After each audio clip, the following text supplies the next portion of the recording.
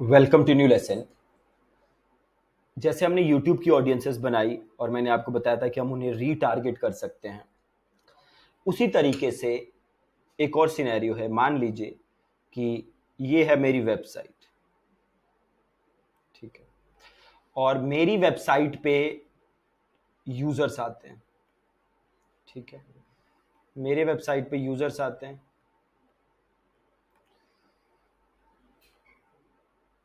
मेरे वेबसाइट पे यूजर्स आते हैं। मैं क्या चाहता हूं कि जो ये यूजर्स मेरे वेबसाइट पे आ रहे हैं, मैं इनको रीटारगेट कर सकूं। किधर? On YouTube. ध्यान से समझना है। ये मेरी वेबसाइट है, ठीक है। इधर आ रहे हैं ये यूजर्स आ रहे हैं मेरी वेबसाइट पे। मैं क्या चाहता हूं कि मैं इन यूजर्स को रीटारगेट कर सकूं। किधर? यूट्यूब पे। किधर रीटारगेट कर सकूं? यूट्यूब पे। तो ये काम मैं कर सकता हूं। ये काम करने के लिए मुझे क्या करना होगा? ये काम करने के लिए मुझे सबसे पहले ऑडियंस बनानी पड़ेगी। किसकी ऑडियंस बनानी पड़ेगी? उन लोगों की ऑडियंस बनानी पड़ेगी जो मेरी वेबसाइट को विजिट कर रहे हैं। किन लोगों की ऑडियंस बनानी पड़ेगी? उन लोगों की ऑडियंस बनानी पड़ेगी जो मेरी वेबसाइट को विजिट कर रहे हैं। उन लोगों की मुझे ऑडियंस बनानी पड़ेगी, ठीक है। वो कैसे बनाएंगे? बड़े ध्यान से देखिएगा। मैं आ गया अपने गूगल एड अकाउंट पे, टूल्स पे जाता हूं और जाता हूं ऑडियंस मैनेजर पे। मैं करता हूं प्लस, फिर मैं करता हूं वेबसाइट विजिटर।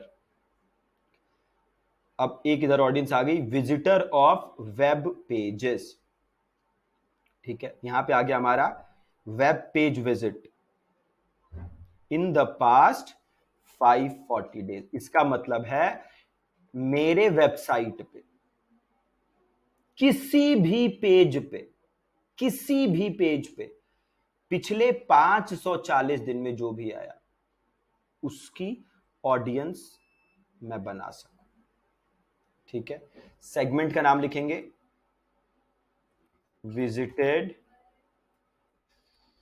वेबसाइट 540 डेज, और ये सेगमेंट को 30 डेज ही रखना है, लास्ट 30 डेज वाला। उसका मतलब मैंने समझाया है पहले लेसन में आपको। कौन सी ऑडियंस बनी? उन लोगों की जिन्होंने मेरे वेबसाइट पे किसी भी पेज को विजिट किया। अब मान लेते हैं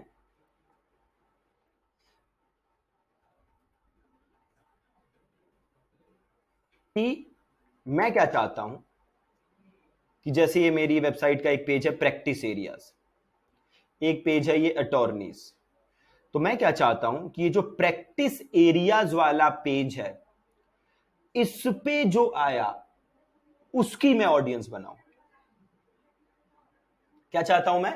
कि ये जो मेरा प्रैक्टिस एरियाज वाला पेज है, इस पे जो आया इसकी मैं ऑडियंस बनाऊं।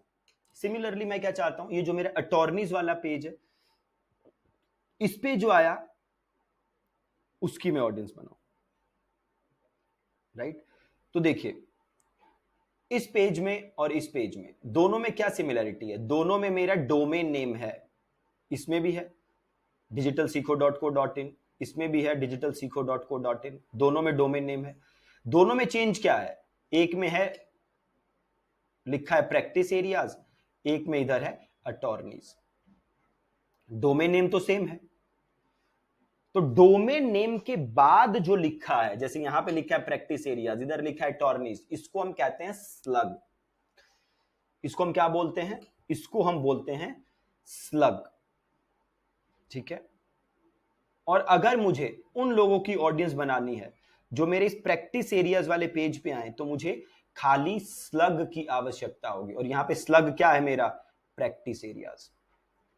तो मैंने ये प्रैक्टिस एरियाज को किया कॉपी, कॉपी, गूगल पे आया, वापस अपने एड अकाउंट पे आया, इधर मैंने किया प्लस, इधर मैंने किया वेबसाइट विजिटर्स, और इधर लिया web page visit in the past 540 days, और रिफाइन एक्शन, क्या किया मैंने, सेम किया है, refine action, page URL contains, और इधर पेस्ट कर दिया प्रैक्टिस एरियाज, दैट्स इट। यहां पे लिख दीजिए विजिटेड, बहुत ही सिंपल है, ध्यान से अगर आपने देखा हो, विजिटेड प्रैक्टिस एरियाज पेज, यहां से किया मैंने create segment, bingo, we are done, बहुत इजी। नाउ मैं क्या चाहता हूं, जो मेरे अटॉर्नी वाले पेज पे आए इनकी मैं ऑडियंस बनाऊं, तो सबसे पहले मैं इधर से स्लग कॉपी करूंगा, तो मैंने इधर से लिया अटॉर्नीज, वापस मैं आया गूगल पे, प्लस वेबसाइट विजिटर्स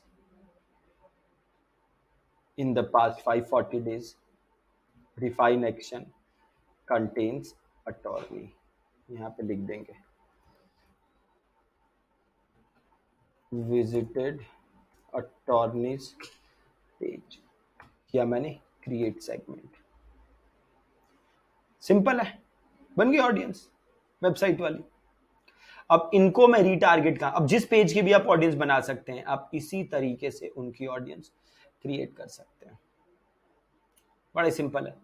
अब क्या करना है मेरे को, अब मेरे को जिस पेज की ऑडियंस बनानी है, मैं इसी तरीके से वो ऑडियंस क्रिएट कर सकता हूं और इन्हें रीटारगेट कर सकता हूं, किधर, यूट्यूब पे। Alright, thank you so much.